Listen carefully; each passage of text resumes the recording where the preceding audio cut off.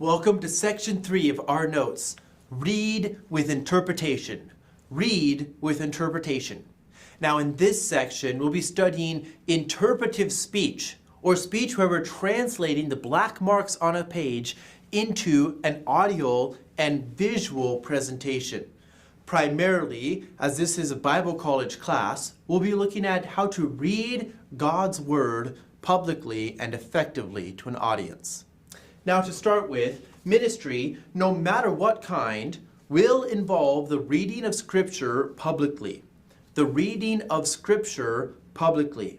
It is often the first thing we do before we teach a lesson or preach a sermon. When done poorly, a negative impact is felt by the audience. When done properly, the audience is engaged with what is to follow. The audience is engaged with what is to follow. Now, it's very easy to get up to preach a sermon or teach a lesson, and as you get up to teach that sermon or preach that sermon or teach that lesson, it's very easy just to kind of read through the Word of God as if you're getting it out of the way so that you can get to the good stuff. Now let's remember, God's Word is the good stuff. You can't get better than the words of our Lord. So don't rush it. Treat it with respect as God would desire us to treat it. It's His words. Let us remember that when we're reading the Bible, we are literally reading God's words, God's love letter to mankind out loud to our audience. Now, number one, our most important resource. Of all the material we can use in public speaking, the Bible is the most powerful and most effective. God promises to bless His Word. He does not promise to bless anything else we say, but He promises to bless His Word. This is a promise we can rely on. We know that God is going to use the Scripture when we present it to an audience. So let's use it. God's promise to bless it. Number two, we see a supporting passage here, a few of them. Hebrews 4 and verse 12. Many of you know this. For the Word of God is quick and powerful, and sharper than any two-edged sword, piercing even to the dividing asunder of soul and spirit, and of the joints and marrow, and is a discerner of the thoughts and intents of the heart. God's Word is powerful and will be used in the life of your audience.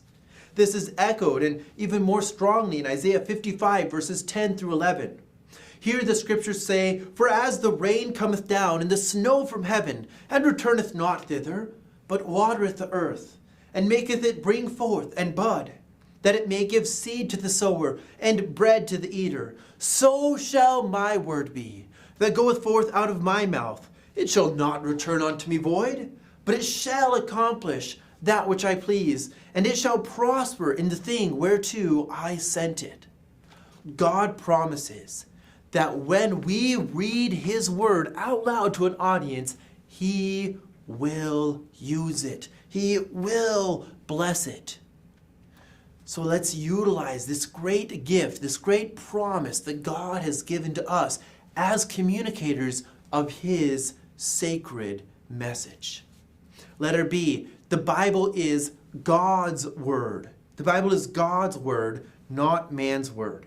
2 Timothy 3 verses 16 through 17 states that all Scripture is given by inspiration of God. That word inspiration is God-breathed or God-spirited. So all Scripture is given by the breath of God and is profitable for doctrine, for reproof, for correction, for instruction in righteousness, that the man of God may be perfect, thoroughly furnished unto all good works. Hey, here the Scriptures say, hey, it's God's Word, it's from my lips, it's from my mouth.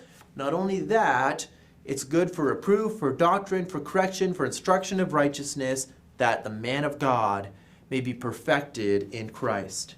2 Peter 2 verses 1 through 21 refers to the recording of the Scriptures when it says, knowing this first, that no prophecy of the Scriptures of any private interpretation, For the prophecy came not in old time by the will of man, but holy men of God spake as they were moved by the Holy Ghost.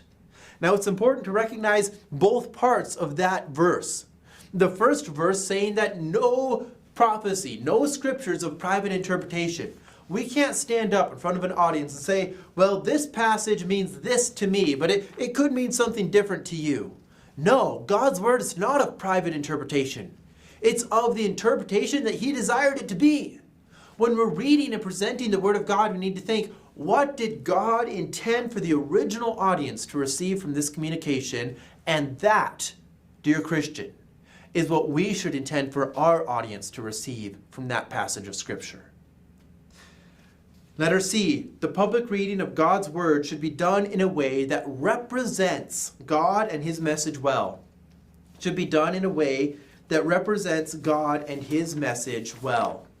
Now let's imagine for a moment that you wrote a love letter to a crush that you have, okay? Let's assume that you're unmarried, you're in college, you have a crush, and you write a love letter to them. However, you're too shy to actually give it to them yourselves or to read it to them yourselves, but you really want it to be read out loud. You don't want to just give it to them, you want it to be read to them.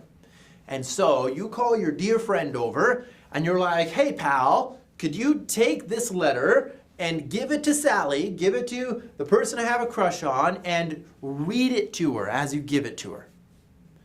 Okay, now most of us wouldn't do that, but let's say you did that. You gave a love letter to someone else and you had them read it to the person you loved. Now, let's say they take that love letter. There's a lot of things that could go wrong, right? They could take your love letter and they could make it sound like a joke. They could make it sound super sappy. They could make it sound as you intended it.